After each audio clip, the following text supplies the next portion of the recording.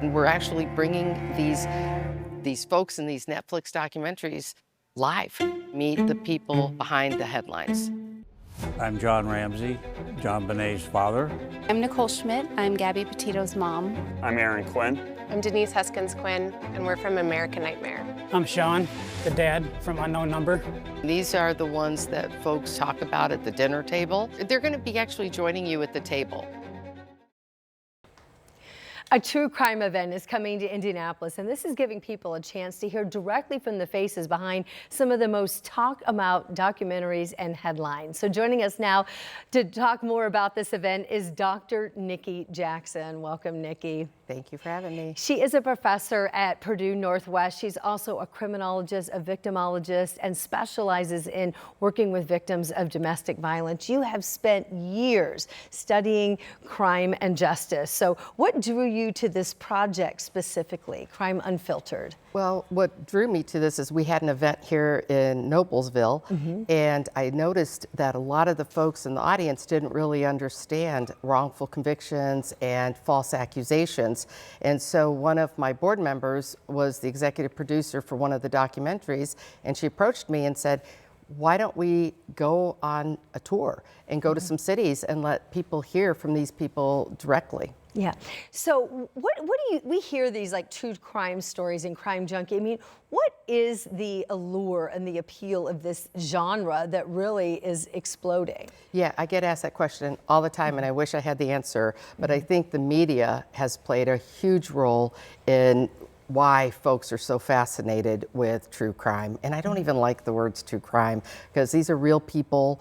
You know, true crime is like a brand, but these are survivors and victims, and you know, they've been impacted somehow. And so I just don't like the brand, but that's what people call it. So yeah, that's what we're going to continue, I guess, to say. Yeah. So tell us a little bit about this event. It's coming up June 18th at the Egyptian Room here in Indianapolis. You can get tickets for that.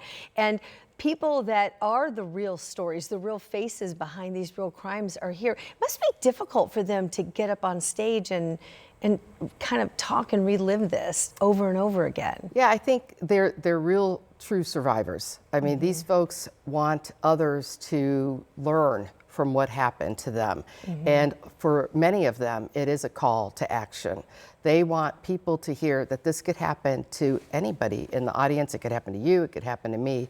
They surely didn't want to be sitting in a seat on that stage, but they chose to because they want to make a difference. They want to take something that really was horrific and try to, you know, to do better for others. Yeah, and some of the people may know and others not, you know, relatives of Gabby Petito, John Ramsey, Jean Benet's dad, he's talking. I mean, that was a case that absolutely captured the nation out of Boulder, Colorado, and to this day still unsolved. Yeah, 30 years later, this is the 30-year anniversary of John Benet's murder, and it's still unsolved, and we're going to talk about that on the tour. So a lot of folks have ideas of what they believe happened. There's a lot of opinions, a lot of speculations.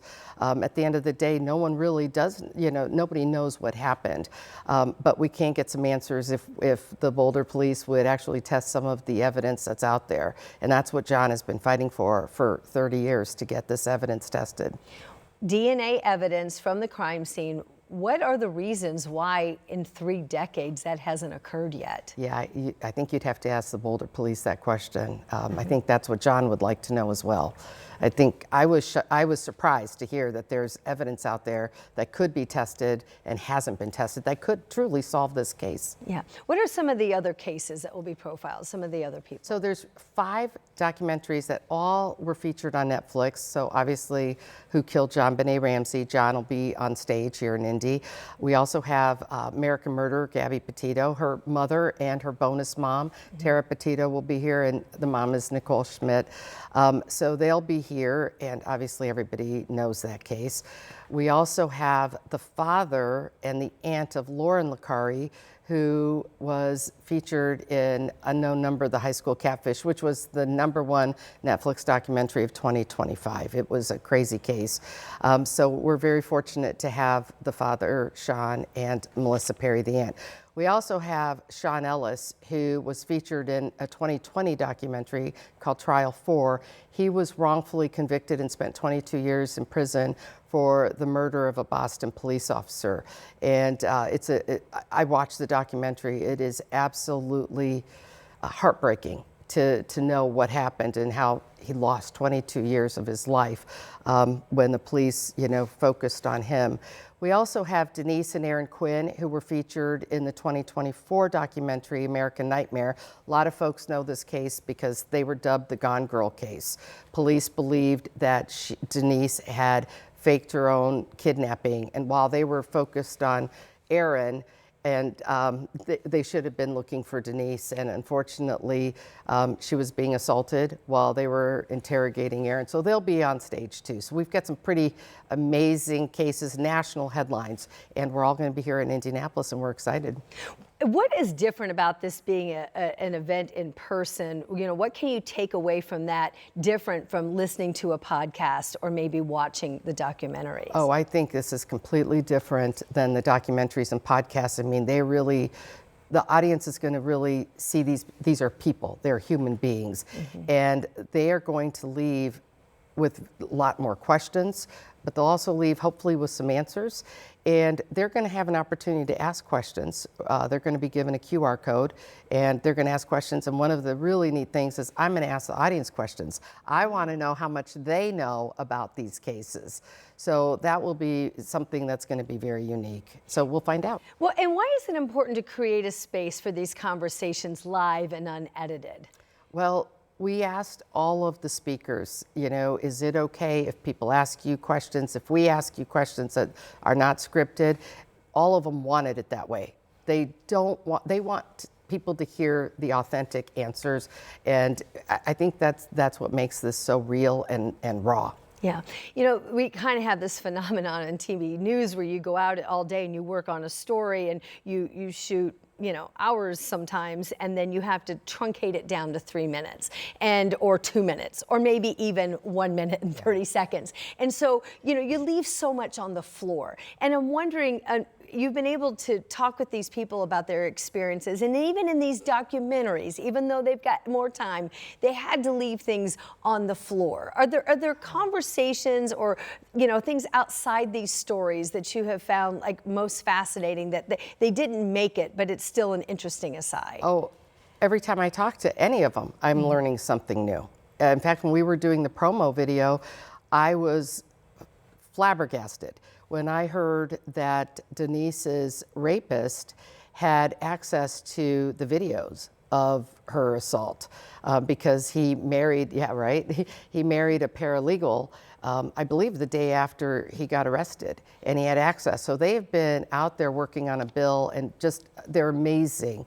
And they're really trying to change the law so that these perpetrators don't have access to these photographs, videos, and whatnot, so they can't have them while they're incarcerated. How do you balance the dynamic between telling a compelling story and then also being respectful to the victims and their, the families, the survivors, and their situations and their stories? Well, I think one of the keys that they trust me with is, when I talk to them, we don't exploit them. We're not here for ratings. We're not here for money. We are really coming and doing the show to educate. I'm a college professor. I want people to learn. I've learned. I thought I knew as a college professor everything there was to know about criminal justice and the system, and I'm learning that I really didn't know as much as I thought I knew, right? Yeah. So these folks are teaching me, and they're actually teaching each other. I mean, it was really cool during the promo video, just listening to them give each other advice. So it's amazing to watch that type of engagement.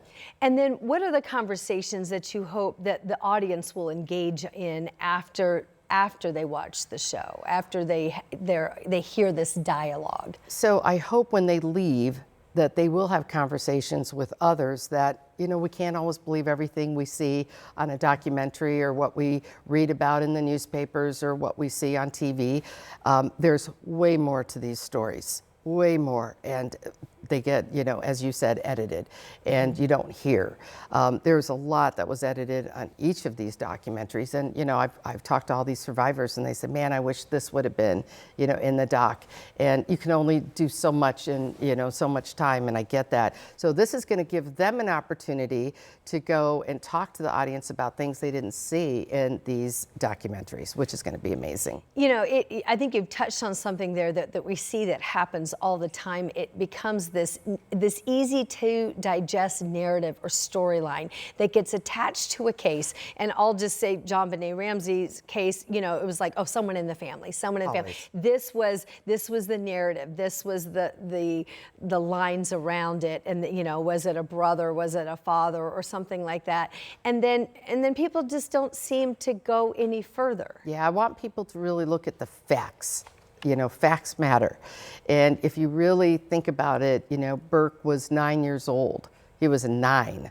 I mean, he was a child. I'm a parent. I know what my kids were like at 9. There's no possible way he could have done any of the things that people, perceive that he did. And so I was actually with Burke just a couple of weeks ago. We had dinner, we had a good time. And, people don't understand that, the false narratives impact real life people. I mean, Burke grew up with cameras hiding, people hiding in bushes. I mean, can you imagine your kids coming out of high school and there's camera photographers and what? It's hard to imagine. So we owe them. We owe all of these survivors, some privacy, some dignity, and truth. And I think that's the message I want out there. Give them a voice, let them talk about what they want to share.